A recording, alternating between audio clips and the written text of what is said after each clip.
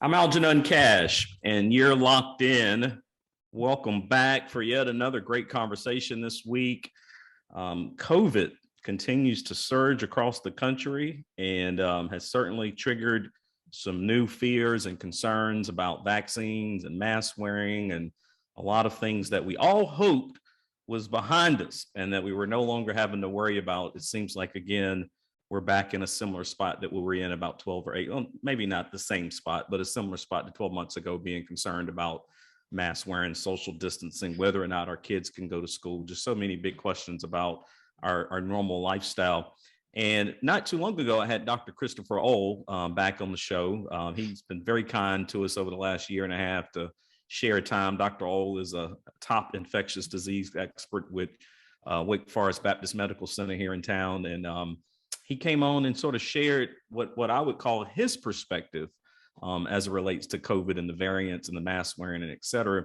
But I will always pride myself when we do these locked in conversations. I always pride myself on really offering a full view and different sides and different perspectives of the same issue. And so I've got a good friend here in town. If you haven't met him, I encourage you to go by his practice. But Dr. Wiggy Saunders, who is with Robin Hood Integrative Health, located on Robin Hood Road, right here in Winston-Salem. Not to mention, is he a good friend, but he's a great family practitioner practicing medicine here. Got a great family, great wife. Big shout out to Emily. I know she's listening. And also host a podcast here in town as well. So I know he'll tell you a little bit more about that. Dr. Saunders, thank you for locking in, man. How are you? I'm doing well, Algenon. Thanks for having me on. Hold on, Doc. I think I'm having a little problem with your sound. Let me 1 second here. Oh, okay.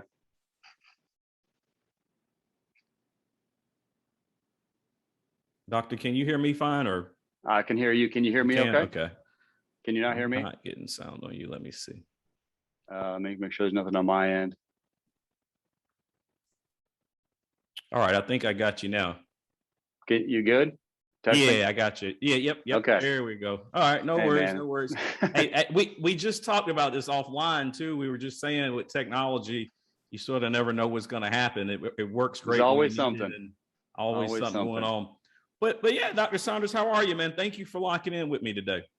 Yeah, no, happy to be here. Algenon, I think it's good for us to have conversations. It's always good to chat with you. And these are some important things to talk about. I think there's a lot of fear, a lot of anxiety going around right now. And I think it's important for us to just have these discussions.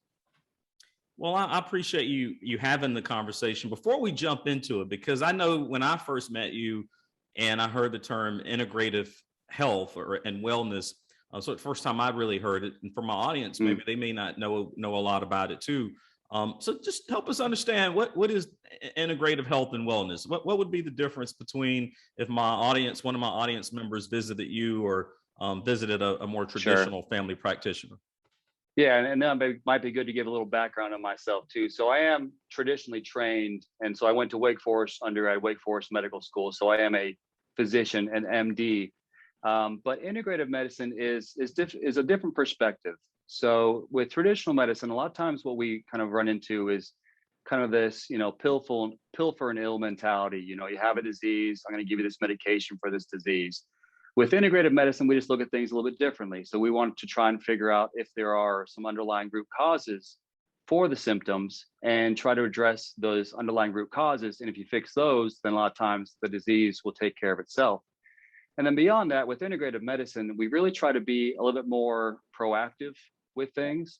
So, especially with things going on with COVID, we try to be more proactive with treating, trying to prevent the disease if we can, try to prevent people from going to the hospital. And by being a little bit more proactive, I think we have a little bit more of a comprehensive approach for certain things. Well, no, it's what it sounds like to me when I hear you, and obviously you use a lot of technical jargon. I'm gonna break it down, but you try to keep people off drugs and maybe try to help them show or demonstrate or show them ways that they can treat a lot of these causes more naturally. Well, for sure. So yeah, we're not necessarily just naturalists. We won't just do only natural things or only supplements. We try to kind of look at the best of both worlds. So we look at the best of medicine, all that Western medicine has to offer, and then we also look at the best of natural things, and try to pick between those to figure out what is the best for each person. Now, I like it. I like the approach as well. But to I guess kick it a little bit into the COVID discussion. Like I said, I mean it this whole surge around the Delta variant, I think, has Yeah. certainly triggered a new round of fear and anxiety. If you're a small business owner, you're very concerned about potential shutdowns and restrictions once again. Yeah. And then also, there are people dying, and we also have to be very concerned about that. Yeah. I know for me, Dr. Saunders, my daughter just started back to school. And I will say this too, because I just found this out over the weekend. My daughter has COVID, and she just went back to ECU. Just actually, the first day of school was today, but she's in quarantine. She's in a 10-day quarantine, and so she can't leave her room. So the first time she's ever left home, and now she's in Greenville, 2-3 hours away. She's stuck in a room somewhere because she's got COVID. Is it really safe for us to have kids going back to school right now? I definitely think it's safe for kids to be going back to school. I mean, I think that, especially if we look at the risk, the variables for kids that are going back to school, younger kids, and I would say college students as well, they are not a high risk population. College students, they're healthy. Most of the time, they don't really have any chronic medical conditions. If they get sick, just like with your daughter being sick, I pray that she does well, but almost always they do well. And the younger the kids, they do extremely well. So if you look at the mortality data on kids that are less than, 18, they have a 99.997% more survival rate. So almost everybody that gets COVID in a younger generation and those demographics, almost everybody does extremely well. The only ones that really struggle are those that have some major medical problems. Those that kind of maybe were born with a lung disorder, or they were born with a strange, chromosomal abnormality. Those are the ones that really struggle. With the younger people, but healthy kids, healthy college students, they almost always do extremely well with this, and really mild symptoms, almost always. Well, and I want to say this before I start getting all types of messages on Facebook and text messages and so forth about people asking me how if my daughter's doing okay. Yes, she is doing I want fine. to know how she's doing. Yeah, she's doing fine. She's not demonstrating any symptoms. I've been checking in on her day by day, so she is doing fine. I think that begs a different question because my daughter and I we hung out. Right. I won't say the name of the restaurant because I don't want to get anybody in trouble, but we hung out right before she left to go to ECU. She has had one shot of the vaccine. She had not completed the second one, and now they're going to make her wait because she has COVID. We did go out to eat. The restaurant was busy. She didn't have a mask on. She obviously, apparently she did have COVID. Wasn't demonstrating any symptoms. Is this a good case for why we ought to require people to wear masks? Yeah, Algenon, it's people like you and your daughter that are spreading the virus. It's your fault. No, so I'm wondering. I'm saying that's a legitimate question, though, right? I mean, like, she easily could have spread the virus in that restaurant. I hope she didn't. But obviously we were sitting together alone. But I think that's a legitimate question. I mean, maybe the reason you get a Dr. Old that argues that everybody should be wearing masks again. Well, so I mean, the numbers are definitely increasing. We're seeing, a lot more people getting sick with coronavirus, and it's almost entirely the Delta variant at this point. We're seeing, I think, primarily the Delta.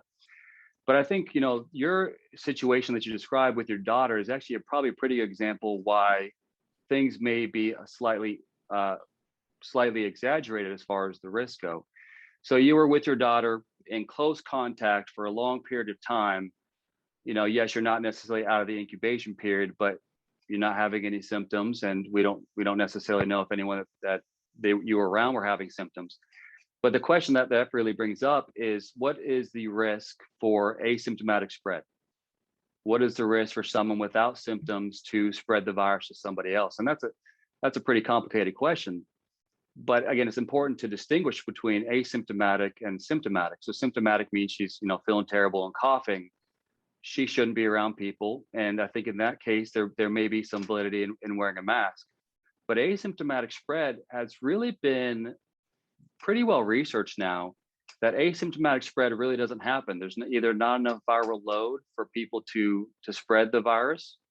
And if you're not symptomatic, you're not going to be passing this on to people. There was a pretty big study out of Florida that looked at, people that had coronavirus, and if they're asymptomatic versus symptomatic, and who was spreading the virus. And that's the best study we have to look at who's spreading it.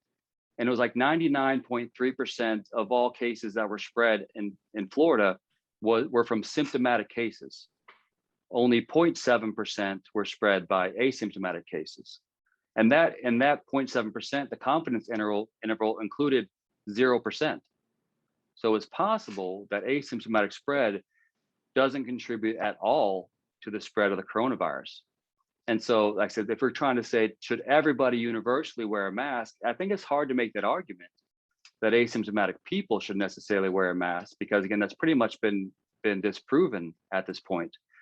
I mean, if you're going to take the argument for everyone wearing a mask because you don't trust anybody, and that, everyone just needs to wear it because we can't trust people to make a decision if they're symptomatic or not, that's a different discussion. But as far as asymptomatic people wearing a mask, you really can't make that argument because the science doesn't support that. Yeah, that's a really good argument that you make. I hear what you're saying. You're basically saying if you are demonstrating some type of symptoms, you should be smart and use common sense and maybe put on a mask, or social distance yourself, or perhaps maybe even make the decision not to go out if that's depending on if you want to self quarantine. I guess is probably the better phrase for that. Right. I mean, are we making these decisions for people because we don't trust them to make these decisions? Is that what's going on? I think we have to be, because like I said, the science behind asymptomatic spread, again, is pretty solid. It does not appear to be happening. I mean, I think a bigger discussion, from a mask standpoint is, do our masks really effective for decreasing viral transmission? And the question could even be expanded to say, do masks work for people that are even symptomatic? There's even that, you can even make that argument. So I think the best way to kind of nail that down for, what makes the most sense for people to do, I think if you're symptomatic, I think you should be wearing a mask. I think that doesn't make sense. If there's any evidence that could potentially help, that people really shouldn't be going around without a mask.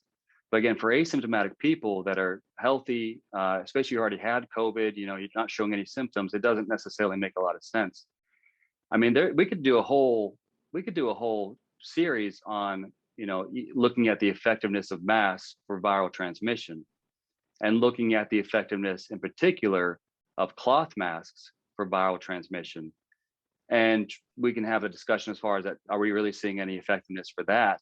And even that is kind of a hard argument to make when you look at the bigger studies for masks. The cloth masks don't really appear to do much. The N95s may, the surgical masks probably not. Cloth masks, there's really no good evidence that cloth masks help. But again, that's what everyone is wearing. And so that also kind of raises the question is, why is everyone wearing a cloth mask when the cloth mask appears to be the least effective for preventing spread? It also seems like more and more municipalities and government and even some small business owners are just making this decision independently, mandating people to wear masks when they come in their business. I know here in the city of Winston-Salem, the mask mandate has been, re-implemented. I think they're talking about it at the county level. I know they've done it over in Guilford County.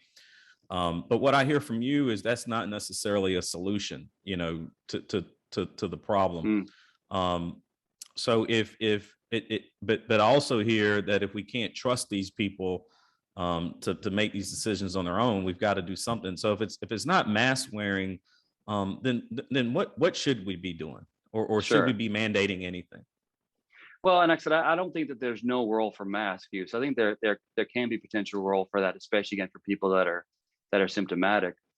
But I think the problem that I'm seeing with this whole mask discussion is that a lot of people are coming with such certainty in their opinion that we can't even have a discussion about other things that we can be doing.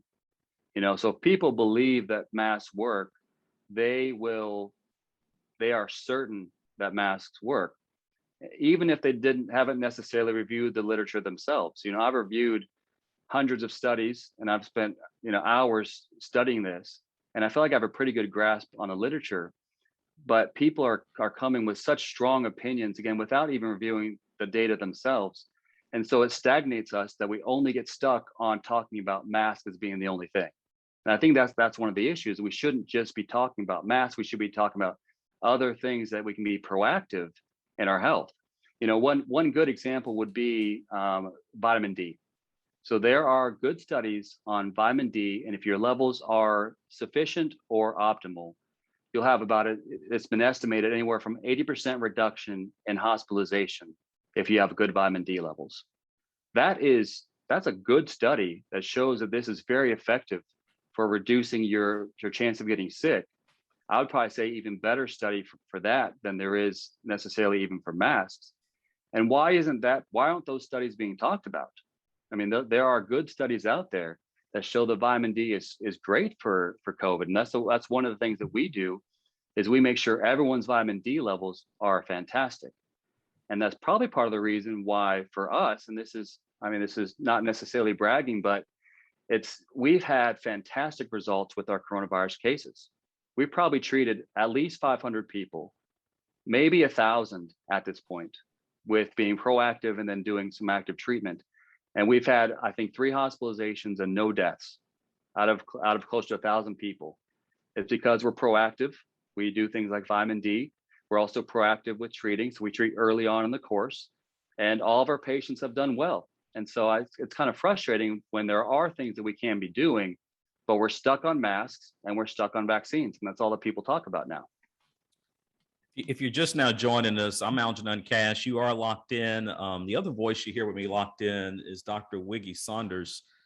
He is a family practitioner at Robin Hood Integrative Health right here in Winston-Salem, located on Robin Hood Road. And we're just having a conversation about the most recent surge in COVID cases and just how we're responding to that surge. And obviously you're hearing renewed calls for mask wearing, as well as a lot of other ideas around mandating vaccines, and you can't go in certain places without a vaccine. So there's a lot of things happening.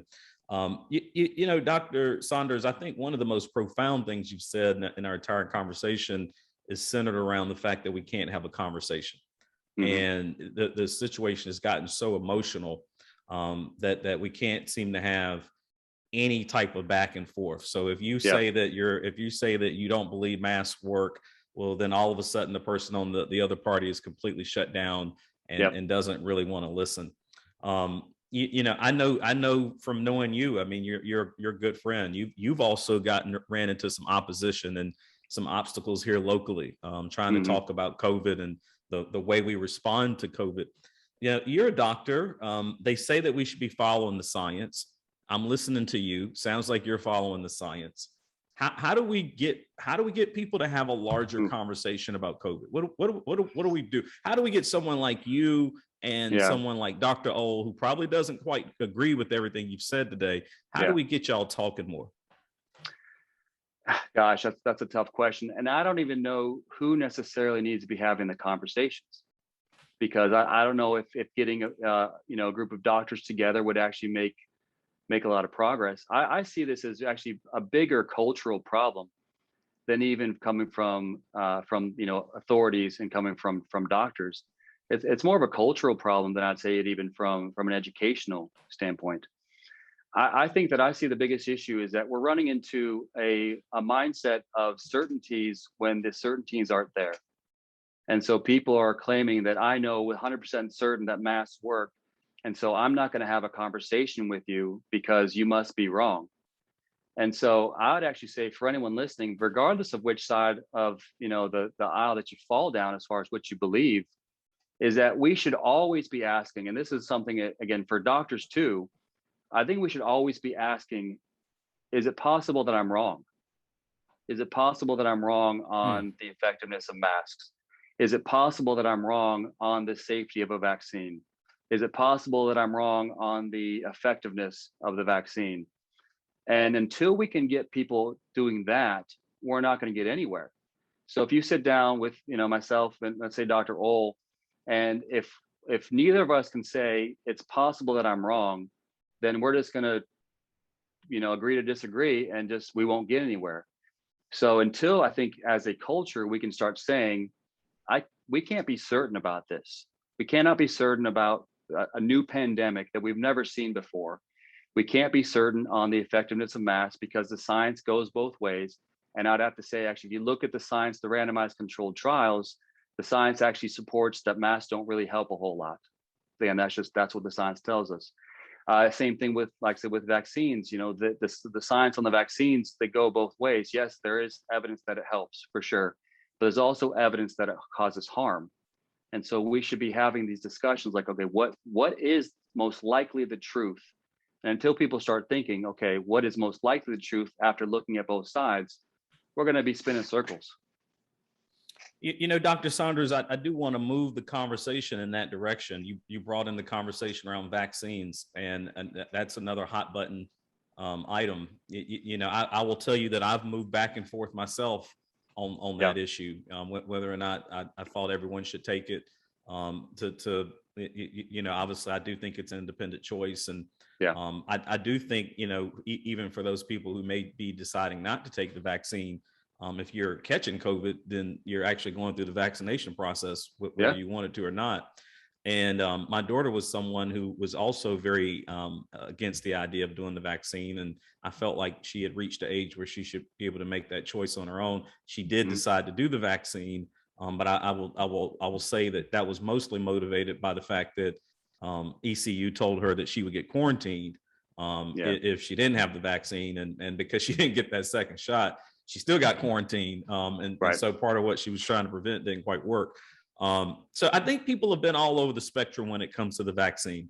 Yeah. I want to get your comment there, but then the other thing I'm starting to see is more businesses, private businesses. There's a couple of restaurants in North Carolina that have done this. I know Ramcat here in Winston-Salem just announced that if you don't have the vaccine card, you can't come in. How do you feel about this idea of one, you mandating vaccines, and then two, mandating you show that card before you enter a business? How much time we have? So, mandating, I think mandating a vaccine where you are forcing somebody to do something, even if they don't agree with it, I think is a slippery slope, because a vaccine is something that you are putting into your body. And to have to, I would really say, coerce somebody into doing that by saying either you can't come to school here or you're going to be fired if you don't do that. I mean, that is a dangerous place to be, because then you're basically taking that bodily autonomy and throwing it out the window, that you are no longer in control of what you do or what you put into your body. Somebody else can dictate what that is. And so if a college can dictate that, or if a business can dictate that, I think, again, that's a dangerous proposition. And it really does come down to the bodily autonomy argument.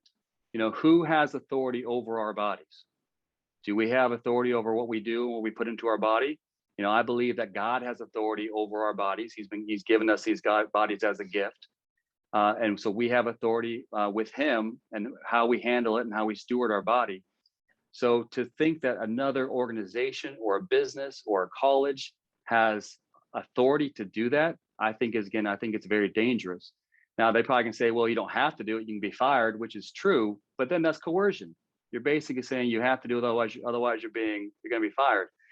And so it's the same thing that I was talking about with kind of the mask, is that people are making these decisions based on data that they feel this is established 100% science, that vaccines are the only way for us to get to herd immunity.